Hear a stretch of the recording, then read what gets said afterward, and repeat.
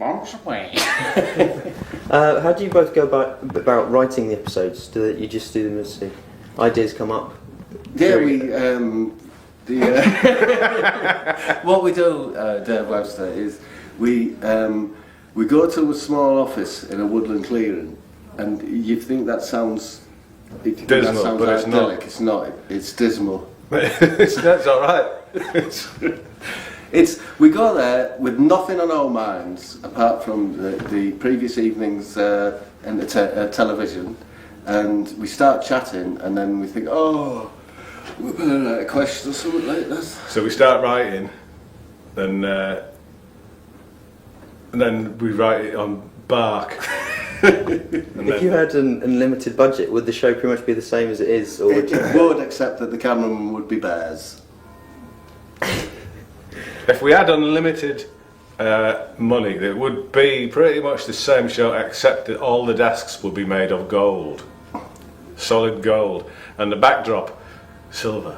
The other thing, if we had unlimited funds, I wouldn't mind there being some really intricate surgery going on, just so that by the end of the show. Surgery or circuitry? Because I'd like more intricate circuitry going on behind the desk. So like we would, like not teleprompters but leg prompters, which would give you an electrical charge into your leg and tell you when to raise your arm. Or when to shut up. What do you consider when asking guests on the show? Is there anything that goes to your mind? Would you take anyone to on the show? Most the richest ones we have on usually, don't we? We've stolen from the guests, haven't we? Yeah, because we get a dressing room key for everyone's. So when they're actually on the set, about halfway through we run off for about 3 minutes and go through the pockets, and we've got a pawn shop man. We give it to, and he usually gets a few pennies for it, or he gives us a hand job. How does the editing process work? I mean, do you have to cut a lot? How much do you record? The cameras now have got tape in them.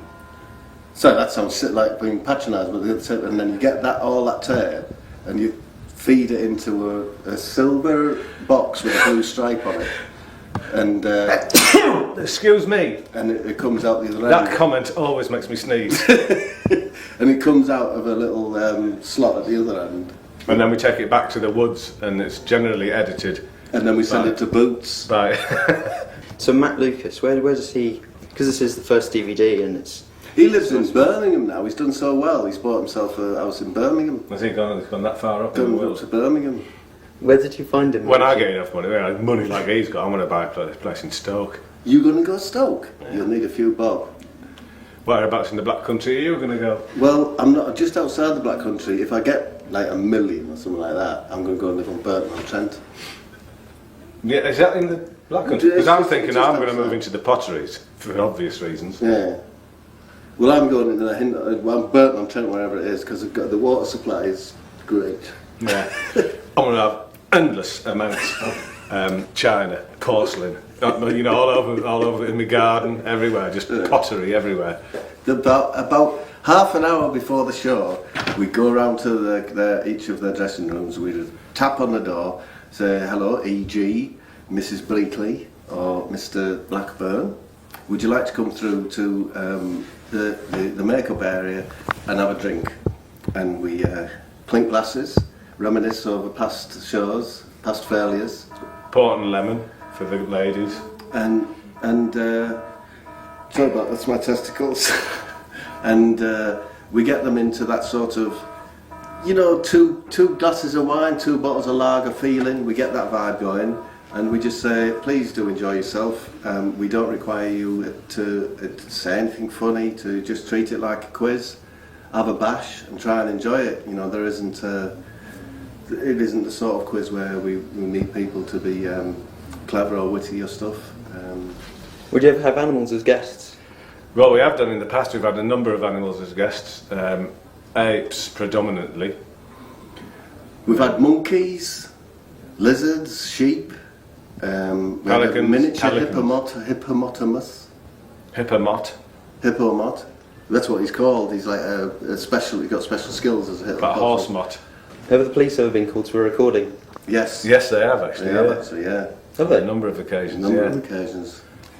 goal got a bit tasty. I was in, the 39 steps, I was in one of those kind of situations. And so the police arrived just as we turned off the cameras. They did chase me, and I immediately got on a train towards the Orkneys. And that's where they got the idea for the film. That's a true story. The police were called, we've had the police called because of a bomb scare, and it turned out to be Jim's testicles. it was a bum scare. You know the songs at the start of the shows, he goes from Shooting Stars to a popular pop track. How do you pick those ones? Are they your favourite tracks of the week? Or That we tried to sing some girls' songs which suggested that we may be homosexual. Yeah, the songs at the top of the show were chosen because they seemed slightly inappropriate for two 50-year-old males to be singing. They're very sort of poppy and girly. And we've always quite liked that vibe. Do you remember we used to sing, hello, we're a couple of girls, hello, lipstick and curls. Yeah. The stars have been seeds. It's always the same so tune. Pretty much the same tune. I sometimes hear the tunes that we've written before on other TV shows, and then it reminds me that we did get them off a library record in the first place. A lot of them. A lot of them we wrote, but though, Shooting Stars, where did the original theme tune come from? Did we write that? We wrote it just, we sing it down the telephone, didn't we? We just sing it down the telephone. I shouted out the door. I tried to turn the loud through the kitchen floor. I stuffed lighted paper through the letterbox, but nobody saw because of the iron door. Trapped in my flat. Well, we were both choir boys originally, so we both learned how to sing in the choir with the same choir master. And you were a choir, I was a fire boy. But we did both sing in the choir, and the teacher was, you won't believe it, was Brian Cox, the actor Brian Cox. Of course it was, who went on to star in Manhunter. But he has got the sweetest soprano voice.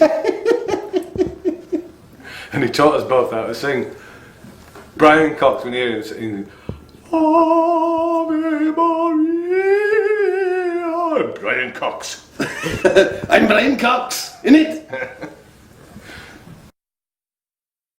So here's some deleted scenes from Shooting Stars that we didn't have time to fit in the shows.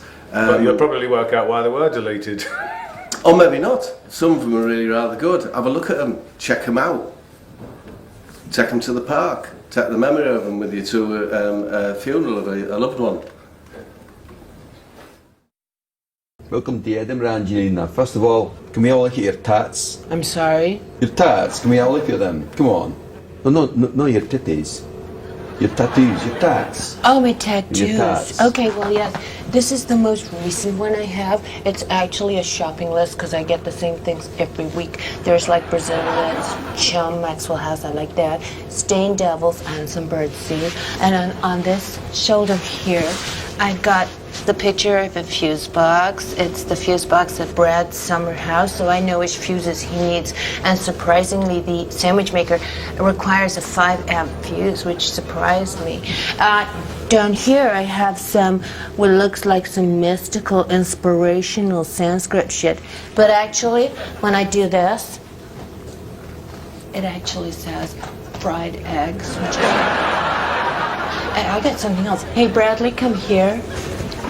Yeah. Hi, Bradley. Should we show them? Yeah. Okay. So there's like fried eggs, sausage, tinned tomatoes, and beans. Please. And 2 slices. Please. I said please. Thanks very much. Can we have a look at your titties now?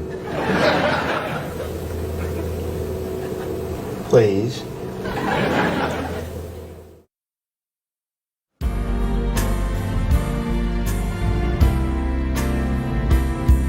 The rain has washed away my family.